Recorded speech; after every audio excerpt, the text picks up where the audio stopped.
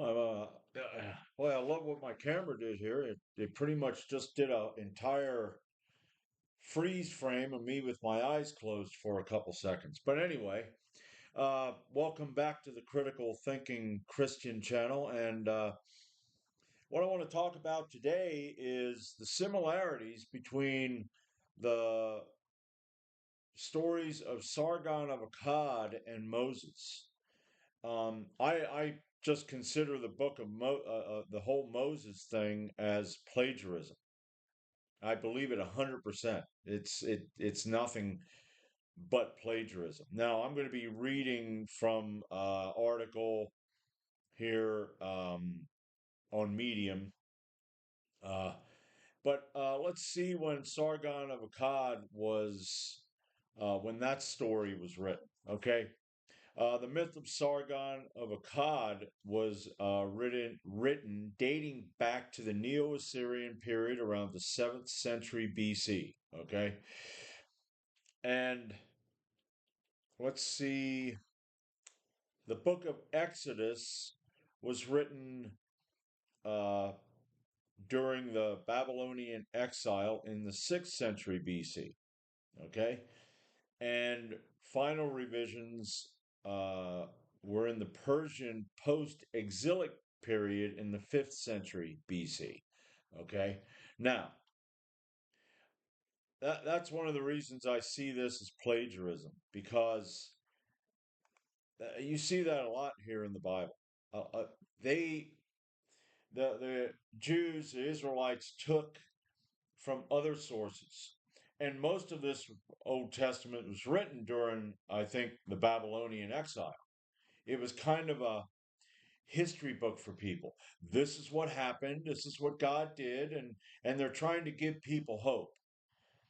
So that they wrote these myths and these fables and they plagiarized from others. Okay, we have this Moses guy, and this Moses guy was put in a basket and set afloat on the river. And the Pharaoh's daughter uh, uh, saw him and picked him up, and he was raised by in the royal court, and all that stuff. But Sargon is similar.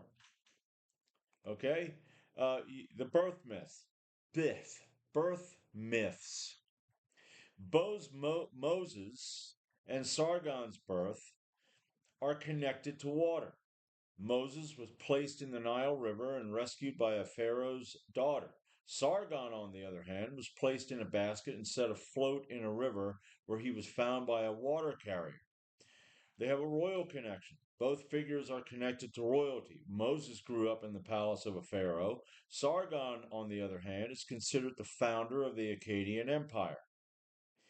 Leadership roles. Both Moses and Sargon were charismatic leaders, tasked with liberating their people and guiding them to a new promised land. Miracles and divine communication. Both figures are attributed with the ability to perform miracles and communicate directly with God. Uh, these similarities have led some scientists to investigate the connection between Moses and Sargon. Archaeological and textual evidence suggests cultural interaction and exchange of knowledge between Egypt and Mesopotamia. It is suggested that this interaction may have led the Moses story to share some elements with the Sargon myth. Well, they also probably knew the Sargon myth in Babylon. Okay. Uh,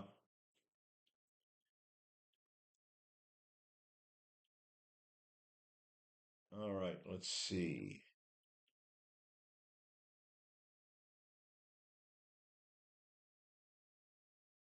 Well, that's pretty much all I'm going to get there.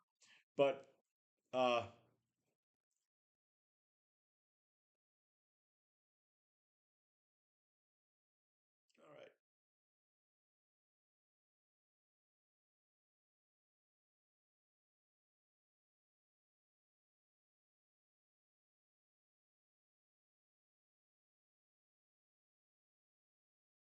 Now, there is the claim that Sargon was the original founder of Akkad has been called into question with the discovery of an inscription mentioning the place and dated to the first year of Enshakashana. I hope I said that right. I don't know. Okay. Uh, and it was states that it was Sargon who built Babylon in front of Akkad. So you know, the whole well, the Egypt, that's where it's trying to say that that's where they got it from Egypt. No, I don't believe that they got it from Egypt. They got it from their exile in Babylon. I mean, that's a problem with the Bible. There's is and the books of Moses. How many authors wrote the books of Moses? Multiple authors wrote the books of Moses. Okay. I think there's a verse where Moses is describing himself as a very humble guy. He's talking about himself in the third person. No, someone else is writing that. So I just wanted to, yeah, a short one here. Uh, that's what it is. It's just more plagiarization from, the Israelites. I was also checking out why the top of that mountain they call Sinai, which they don't even know if that is the Mount Sinai. Now Christians will say it's the Mount Sinai because it's blackened on top, but they're not really sure why it is blackened on top because not some of it is. I saw. Now I don't know if I saw the right pictures, but I saw some of the pictures where uh, let's see, I don't have any of them pictures anymore. Let's talk about the authors here. Let's go up here to the top. Uh, the documentary hypothesis, which is what they say, they were likely compiled from four main sources: the Yahwist, the Elohist, the Priestly, and the Redactor. Now, I'm not a Bible scholar, okay? And I don't really want to be a Bible scholar. You got guys out there like Bart Ehrman and other guys that are really good at this. But, and with possibly another editor involved in the process. And all of this happened during the exile in Babylon. So um, it's plagiarism, plain and simple. Let's go back here. It's more like what's his name? Ken Humphreys, more amazing rubbish from the Bible. And as someone who used to believe this, it's actually eye opening. It's kind of nice because when you realize that you were believing a fairy tale, you were believing these mythologies that were plagiarized and stolen from other sources and placed in a book and go, this is a reality. No, this is a stupidity. And I'm going to just say this, and it has caused these people to act the way they're acting now. All right. And that's pretty much all I can say about that. Uh, but that's pretty much all I have. This was off the top of my head. This was not, I didn't write a script. I just got all this together because I thought about it. You know, and that's as real as it gets.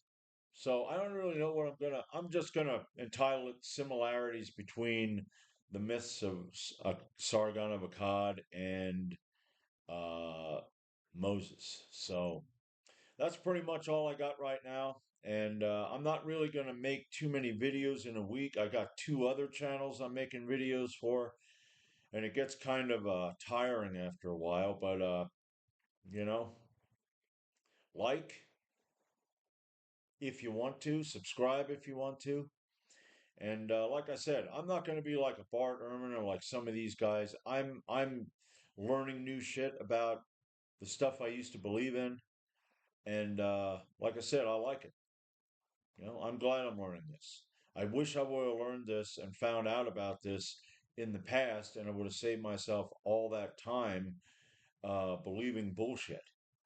But well, that's how the cookie crumbles. So until next time, I'm David Kramer, and I'm the critical thinking Christian.